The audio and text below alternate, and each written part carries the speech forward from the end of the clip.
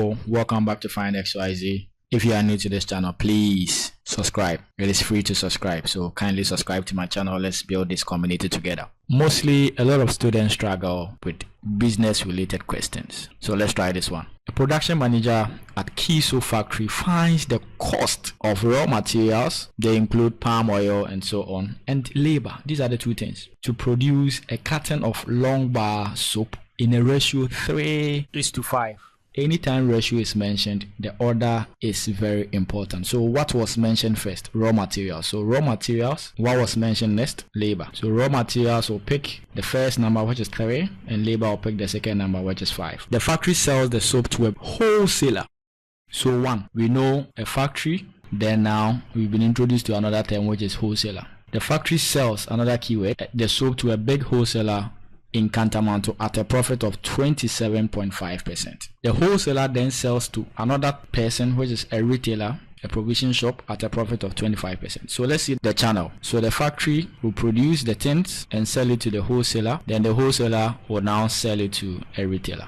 So what are we taxed to find? We have been told that if the retailer pays 1,530 Ghana cedis for a carton of soap, we are taxed to calculate the cost of raw materials and labor. That is the first part of the question. The second part of the question is saying that due to inflation, the labor cost went up by 20% with no increase in the cost of materials. However, the factory decided to maintain the same price charged to the wholesaler to stay competitive. You are taxed to calculate to the nearest whole number the new percentage profit the factory made. That is the question. Now, one thing I want to emphasize is that there are two things here: cost price and selling price. Now, the selling price for the factory becomes the cost price for the wholesaler. It means that the factory is selling the items, the wholesalers are buying from the factory. Now, when you buy, it becomes cost price, and when you sell, it becomes selling price. So you realize that the factory selling price becomes the wholesaler's cost price, and the wholesaler's selling price becomes the cost price for the retailer. So take note of that. I would not use any formula in solving this question. What I'm going to do is I'm going to use proportions. So we know that cost price is always equivalent to 100%, and selling price is equivalent to 100% plus or minus another percentage,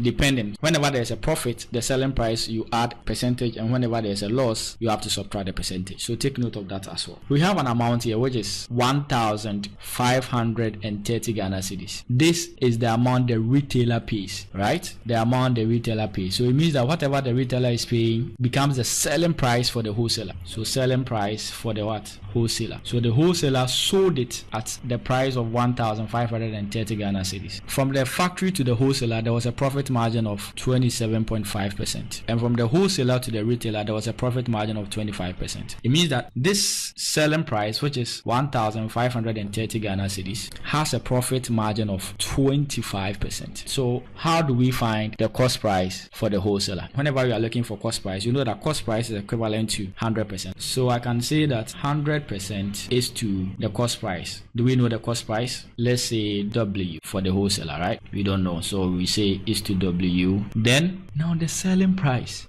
right? The selling price is not 100. There was an additional percentage which was 25%, which was added to it. So the percentage equivalent for the selling price becomes 100 plus 25, and that will give us, so 100 plus 25, that will give us 125%. That is equivalent to the given amount, which is 1,530. Then proportion, we can cross multiply, so we can say 125 W is equal to 153,000. Then we divide everything by 125. We divide this by 125. So the cost price for the wholesaler becomes 1,224 Ghana cedis. So now we know the cost price for the wholesaler.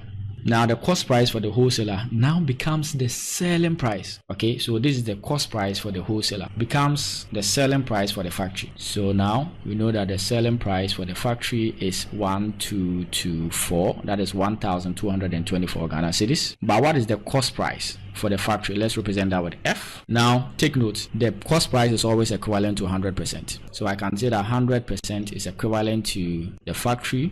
We don't know the price, but what is the profit margin of the factory? That is, they added 27.5. So you have to also add the 27.5 to the 100. So this will be 100 plus 27.5, and that will give us 127.5 is to that is the selling price, which is 1,224. Then similarly, we can also cross multiply. We can say that 127.5 F is equal to 122,400. Then we divide both sides by 127.5. So what will be the cost price for the factory? That will be 960 Ghana cedis. So now we know the cost price for the factory. We know that the cost price for the factory was partitioned into two things: raw materials and labor. Now what will be the total ratio? Total ratio will be 3 plus 5. That will give us 8. So 8 is equivalent to the 960. Now the 960 raw materials. So let's look at raw materials. That is I. Raw materials is 3.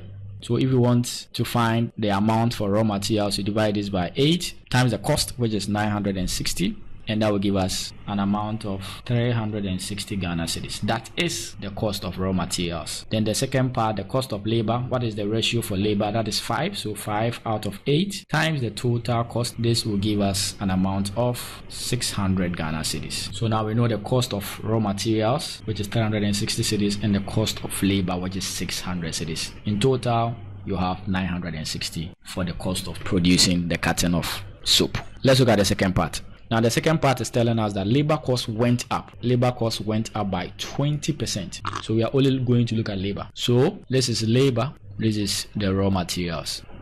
The labor cost is 600 Ghana cedis. And we are saying that it went up by 20%. So originally this is equivalent to 100%. So if it goes up by 20%, the new amount will be 100 plus 20% over 100 times 600. When you simplify this, you are going to get 120 over 100 times 600, and this will give us an amount of 720 Ghana cedis. Or you can find 20% of 600, and that will give us 120 cedis, and then you add 120 cedis to the 600. So 120 cedis plus 600, that will still give us an amount of 720 Ghana cedis as our new cost for labor after the inflation. So our new cost of labor is 720 Ghana cedis. Now we're tasked to find to the nearest whole number the new percentage profit. There's also another condition. The factory maintained the same price charged to the